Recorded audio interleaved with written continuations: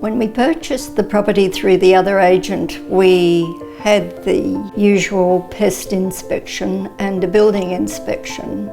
And the pest inspection came up to be really negative.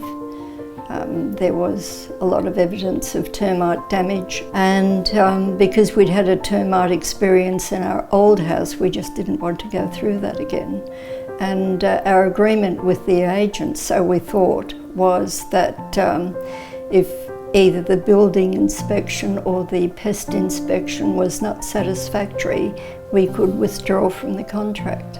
But the agent we were dealing with didn't accept the findings of the pest inspection. She challenged them. But we'd had an unusual situation where there'd been a death in the family, and we had a funeral to deal with on Christmas Eve. And because that was the day the deposit was due, I simply paid it the day before because we were going to be at a funeral that day, and I didn't expect any problems with the pest inspection or the building inspection. So that became a problem. And it was interesting the fact that Regina had rung up at one time to see how things were going, and we just explained to her what had happened, and I think without talking to Regina, we would have had to buy the house. I can't imagine what would have happened really, because we didn't know how to deal with that type of situation. We had been in our home for 48 years, so we had no real estate experience. If it hadn't been for Regina and our conveyancer, we would have probably been forced to go through with the sale.